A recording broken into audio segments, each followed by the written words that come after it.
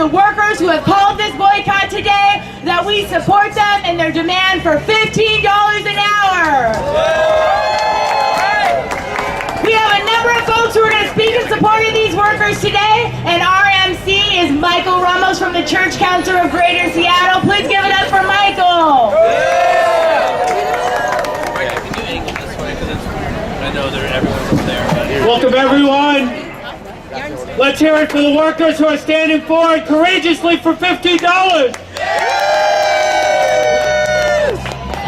Seattle's fast food workers are conducting a one-day citywide boycott of McDonald's, Burger King, and Wendy's to show support for a $15 an hour wage. Let's give it up for the courageous workers who are standing up today.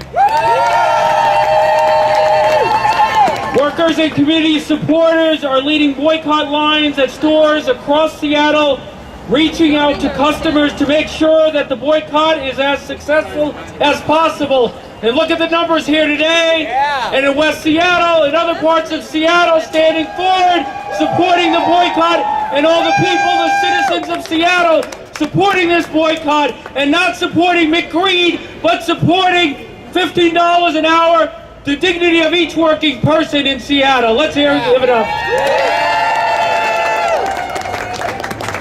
Now this boycott is not in isolation. It follows on the lead of fast food workers in New York and 5 other cities last May. Hundreds of fast food workers who went out on strike demanding $15 an hour and the right to organize. And after workers in SeaTac won $15 an hour, let's give it up to the workers at SeaTac. Fast food workers marched 15 miles from SeaTac to Seattle to bring the victory here. And we are going to have that victory, $15 an hour this year. When do we want it? Now! When do we want it? Now! $15 an hour, when do we want it? Now! We are confronting a terrible scandal in our nation, the scandal of economic inequality. And this is the center of gravity for a movement of economic justice in this nation, here in very old Seattle. So workers of every stripe need to come together to support efforts for $15 an hour. We know that it's just the start of a movement for economic justice in our city. We know that workers for too long have needed to resort to public assistance to survive, have had to choose between childcare and rent, between food and health care. That choice is an impossible task. We have to end poverty and call for economic justice for all, a sufficient, sustainable livelihood for all in our society, beginning right here in Central Seattle. All right. So we have a great panel of speakers today. Let's hear for the working men and women of this city. First, let's hear from Brittany and Malcolm, who work at McDonald. Let's give it up for Brittany and Malcolm.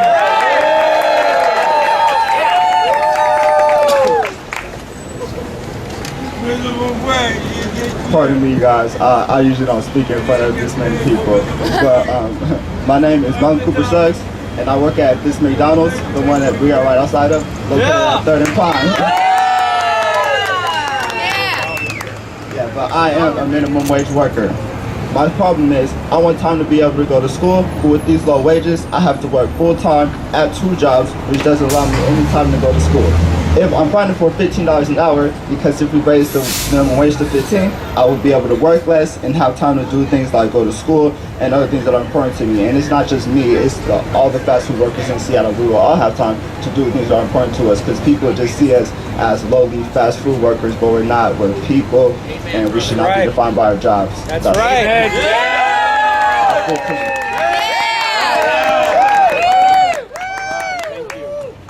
Hi, my name is Brittany, and I work at the McDonald's right behind you as well.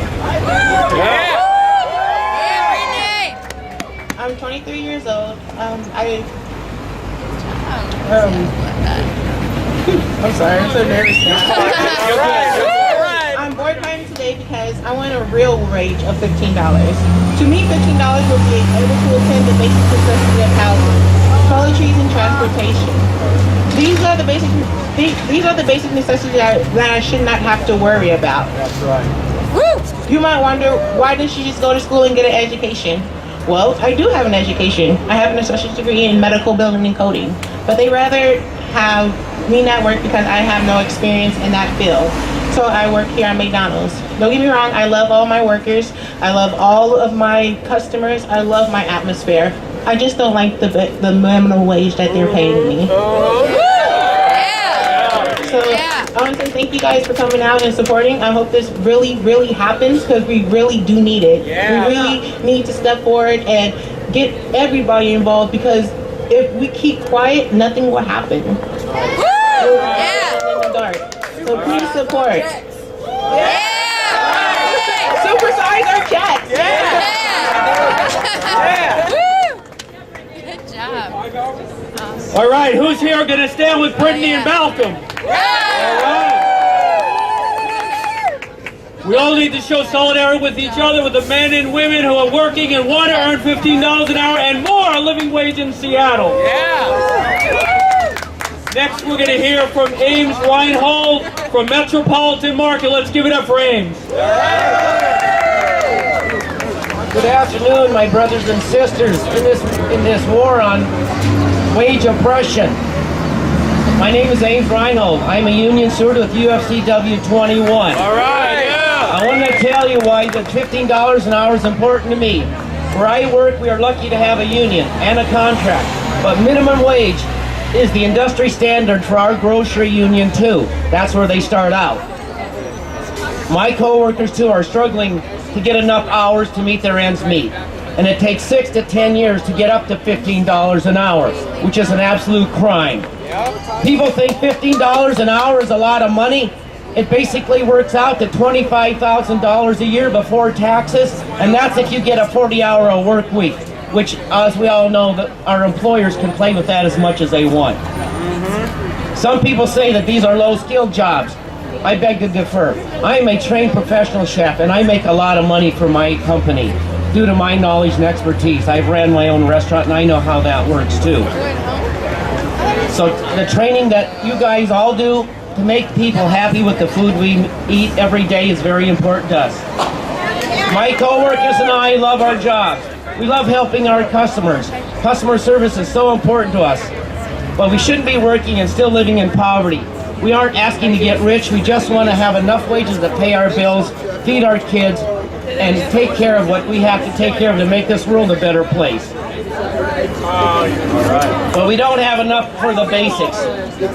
So we have to work on, this is a minimum to get the $15 an hour wage to start. So we all need to be in solidarity with each other and not fight each other about this, because that's what the corporate capitalists want us to do. Solidarity to all of you. Share the profits, McDonald's. We hear of the McDonald's of the Olympics. This is the real McDonald's, not supporting the workers, and we need to turn this around today. Next, we're going to hear someone who's firing us up and keeping us moving in the city of Seattle toward economic equality. Let's hear it for City Council member Shama Sawan. I gotta hear this first. We love you. Whoa. Thank you, my brothers and sisters, for being here. I've been saying this since I got elected. Please call me Shama, not Councilwoman Sawan. We need to have more representatives who don't govern from on high, but are with us and are deeply embedded in our concerns and our needs and fighting for us unambiguously and not trying to walk a fine line between business and workers. Let's have more candidates who are going to support workers and their needs. I'm also a union member. I'm a member of AFT 1789, and I know from personal experience of being fired and for political reasons and my union fighting for my job, how important it is to have a union. Imagine the courage of workers like Brittany and Malcolm who don't have a union but have the audacity to stand in front of their place of work and speak out against injustice. That is real courage. And I have one question question for you. Do you think this action today was successful? Yeah! It's not loud enough. Yeah! Do you think actions like this one are important? Yeah! It's absolutely critical that we have public actions like this that fire people up, that inspire them, that get their blood rushing to do something to fight against injustice. That is what we did in CTAC. That is what the Good Jobs campaigns have been doing. The labor movement that knocked on everybody's doors in CTAC, not once, not twice, but many times, to make sure that people understood why it was so important to fight for 15. And now we are bringing this fight here. Let's buy a hamburger! Look, Supersize our wages now! exactly. Supersize our wages! Do you think that you have people on your side? Does everybody know about the poll that just came out that showed that 68% of people in Seattle support a strong $15 an hour measure? No exemptions, no loopholes, no delays. 15 now. We want it now! We want it now. We want it now! And the fact is that big business has lost the public debate on 15. 15 is now etched on the political landscape of Seattle. That is our victory, the victory of the grassroots movement. We made this happen. And we now have politicians supporting 15. That is a huge step forward. But now we need to go beyond just asking politicians if they support 15 and asking them, okay, what exactly are we going to fight for?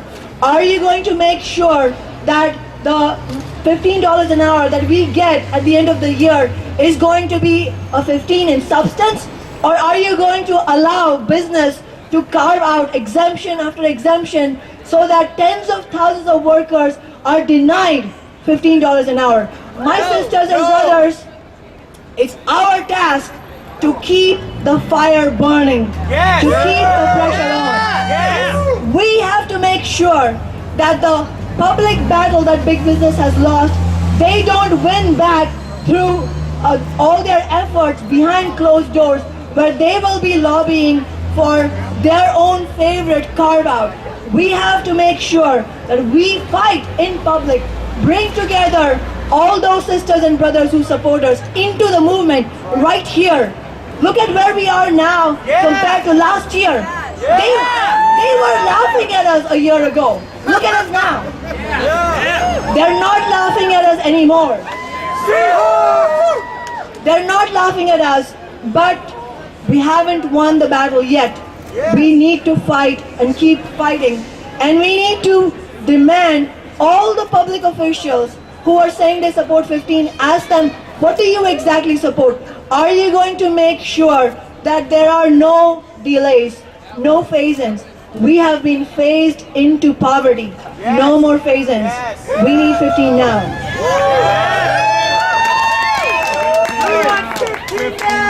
Are we going to make sure that 15 is a base wage, the bare minimum? Are we going to make sure that we don't let business count benefits and pension towards wages? Are we going to make sure that we don't let them count tips as part of 15? So what are we going to say?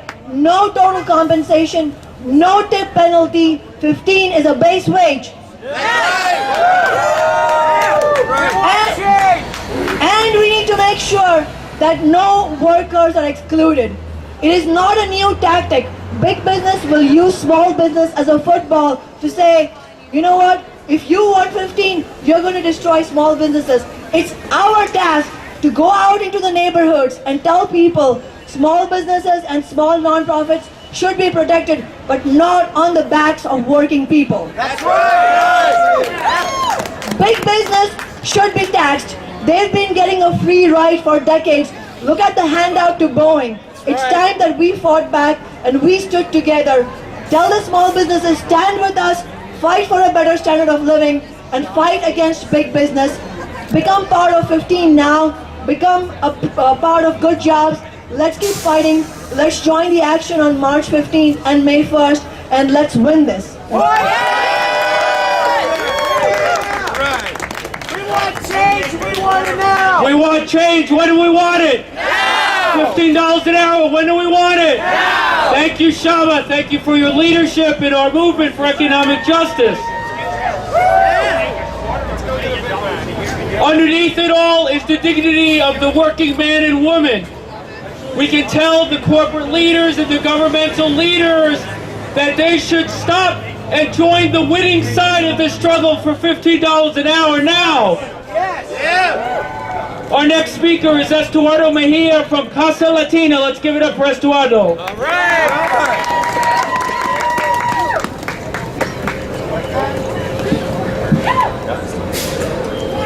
Mi nombre es Estuardo Mejía y estamos en representación de Casa Latina. My name is Estuardo Mejia and we're representing Casa Latina. En abril del 2013, Casa Latina aprobó que el mínimo iba a ser $15 por hora. In April of 2013, at our worker center, our workers approved a $15 minimum wage for the jobs that come out of our worker center. Y Casa Latina apoya esta causa para que en el estado de Washington se apruebe a $15 por hora. And Casa Latina supports the effort to get a $15 minimum wage in the city of Seattle. Es necesario que todas las familias de aquí de Seattle tengan una vida digna. It's necessary that all the families in Seattle have a dignified life.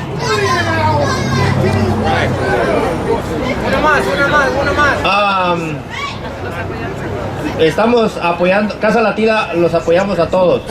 We support everybody. Yeah. We want change. Thank you. Stand up for workers. When do we want to stand up for workers? Now. When are we going to walk for workers? Now. All right. Our final speaker is a major leader in the state of Washington at the forefront of worker power in our state. David Rolfe, the president of SEIU 775 Northwest, has been leading the fight for economic justice from Olympia to SeaTac, and now in Seattle. Let's give it up for David Rolfe. Go, David. Good afternoon, sisters and brothers. Good afternoon. Good afternoon. I want to first of all say thank you all for what you're doing today.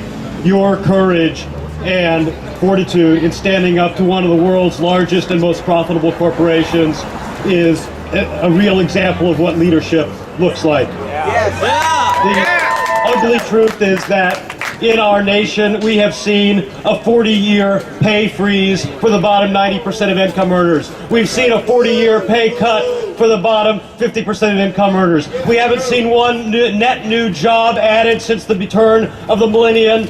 And the net economic impact of women doubling their workforce participation since 1977 has been $0 in take-home pay for the bottom 90% of income-earning families. That's the ugly reality.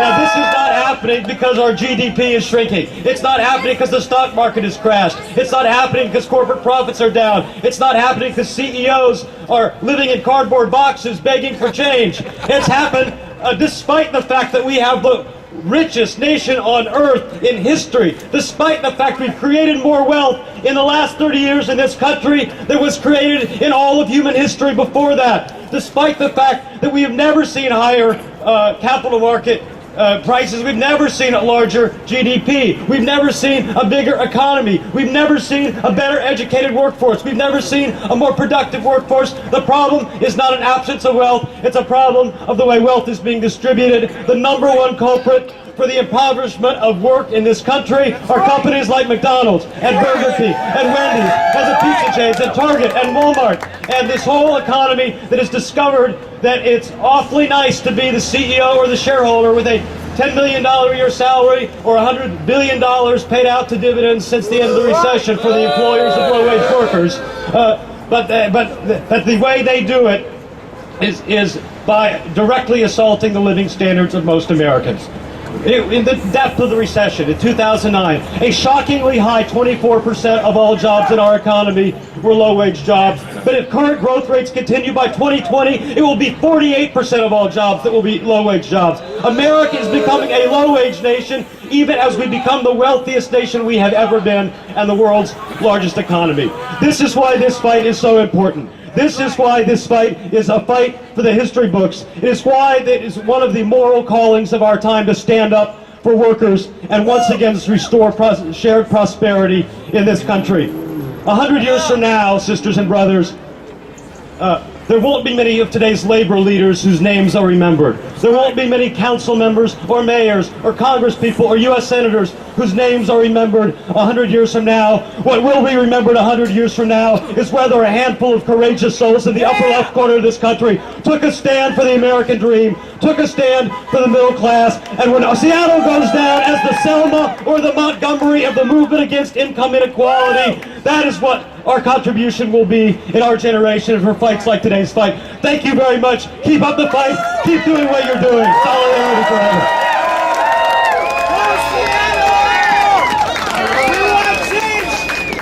Do the right thing, McDonald's. Do the right thing, City of Seattle. $15 an hour. When? Now! When? Now! When? Now! Now the fight continues. March 15th, May 1st, and tonight, join the boycott rally in West Seattle.